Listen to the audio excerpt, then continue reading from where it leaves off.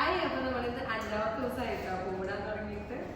അപ്പോ ഇന്നത്തെ റെസിപ്പി ചെയ്യുന്നത് പായസമാണ്. നമ്മുടെ സാബുനരി നമ്മുടെ മത്തനം വെച്ചിട്ടുള്ള പായസമാണ് ചെയ്യുന്നത്. അപ്പൊ കൂട്ടിലിട്ട് കഴിഞ്ഞിട്ട് കിച്ചണിലോട്ടോ. ആയി എവിടെ ഇരുന്നാ അപ്പൊ ഇവരെ കാണുന്നുണ്ടോ? ബ്രേക്ക്ഫാസ്റ്റ് കഴിച്ചാ?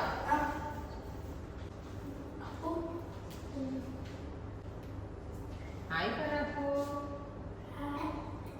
ഹായ്. അപ്പൊ നമ്മുടെ പൂക്കളം റെഡി ആയിട്ടുണ്ട്. അപ്പൊ ഇന്ന് നമുക്ക് പായസം ഉണ്ടാക്കാൻ തുടങ്ങാം. ഓക്കെ, നമ്മൾ കുറെ ദിവസമായില്ലേ കറികൾ വെച്ചിട്ട് റെസിപ്പി കാണിക്കുന്നത്. അപ്പൊ ഇതൊരു പായസം ആയിക്കോട്ടെ എന്ന് കരുതി. അപ്പൊ നമ്മുടെ മത്തൻ ഉണ്ടല്ലോ, മത്തനും സാബുനരിയും വെച്ചിട്ടുള്ള പായസമാണ്.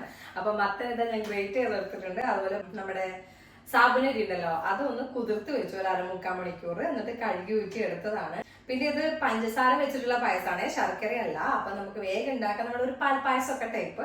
അപ്പൊ നമുക്ക് വേഗം ഉണ്ടാക്കാൻ തുടങ്ങിയാലോ?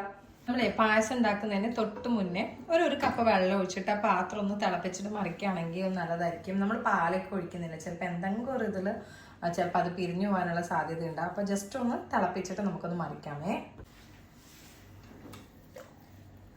നമുക്ക് തിളച്ചിട്ടുണ്ട്, ഇതൊന്ന് മറിച്ച് കളയാം.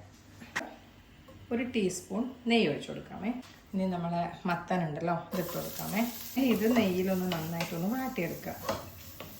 ഇതിൻ്റെ കളറൊക്കെ നന്നായിട്ട് മാറി വരുമല്ലോ, ആ സമയം വരെ ഒന്ന് വാട്ടിയെടുക്കണം. നന്നായിട്ട് വാടിയിട്ടുണ്ടേ ഞാൻ നമുക്കിതിലോട്ട് പാലൊഴിച്ചു കൊടുക്കാം.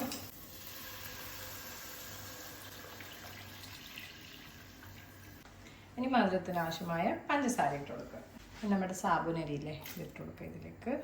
സാബുനരി കുതിർത്ത് വെക്കണം കേട്ടോ, ഇല്ലെങ്കിൽ ഇതിൽ കിടന്ന് വേവുമ്പോൾ കുറേ നേരം എടുക്കും വേവാൻ വേണ്ടിയിട്ട്. അപ്പോൾ എന്തായാലും സാബുനരി കുതിർത്ത് വെച്ചിട്ട് വേണം ഇട്ട് കൊടുക്കാൻ കേട്ടോ. 1/2 കപ്പ് വെള്ളം ഒഴിച്ച് കൊടുക്കാം. ഇഞ്ചി ഉപ്പ് ഇട്ട് കൊടുക്കാമേ. തിളച്ച് തുടങ്ങിയിട്ടുണ്ട്, ഇടയ്ക്കൊന്ന് ഇളക്കി കൊടുക്കണം. തിളച്ച് തുടങ്ങിയിട്ട് നമുക്കൊന്ന് മീഡിയം ഫ്ലെയിമിലിട്ടിട്ട് ഒന്ന് കുറുക്കിയെടുക്കാം. ഹൈ ഫ്ലെയിമിലിട്ടിട്ട് കുറുക്കരുതേ. ഫ്ലെയിമിലിടുമ്പോൾ എന്താണെന്ന് വെച്ചാൽ പെട്ടെന്ന് വറ്റിക്കിട്ടും. പക്ഷേ നമ്മുടെ സാബുനരിക്കും നമ്മുടെ പംകിൻ മത്തനൊന്നും മധുരം പിടിക്കില്ല കറക്റ്റ്. അപ്പോൾ ഒരു മീഡിയം ഫ്ലെയിമിലിട്ടിട്ട് ഇതാക്കുകയാണെങ്കിൽ എല്ലാത്തിനും നന്നായിട്ട് മധുരമൊക്കെ പിടിച്ച് നല്ല പാകത്തിട്ട് കുറുകി അങ്ങോട്ട് വരും.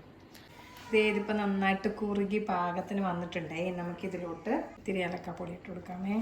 മിൽക്ക് മെയ്ഡ് ഉണ്ടെങ്കിൽ മാത്രം ഇട്ട് കൊടുക്കുക, ഇല്ലെങ്കിൽ നമ്മുടെ പാൽപ്പൊടി ഉണ്ടല്ലോ, പാൽപ്പൊടി ഇച്ചിരി വെള്ളത്തിൽ കലക്കിയിട്ട് അത് ഒഴിച്ചു കൊടുക്കുക. അല്ലെങ്കിൽ ഒന്നും ഇടണ്ട, ഏലക്കാപ്പൊടി ഇട്ടിട്ട് ഓഫാക്കുക. എന്നിട്ട് നമ്മുടെ അണ്ടിപ്പരിപ്പ് മുന്തിരിയും വറവിടുക. അതേ നമ്മുടെ പായസം കണ്ടോ നല്ല കുറുകി ഇതായിട്ട് വന്നിട്ടുണ്ടേ. നമുക്ക് കുറച്ച് നെയ്യ് ഒഴിച്ചു കൊടുക്കാമേ. നമുക്ക് അണ്ടിപ്പരിപ്പ് ഇട്ട് കൊടുക്കാം. ഒന്ന് ചൂടായി വരും, കുറച്ച് മുന്തിരി ഇട്ട് കൊടുക്കാം. പായസത്തിലോട്ട് ഒഴിച്ചു കൊടുക്കാം.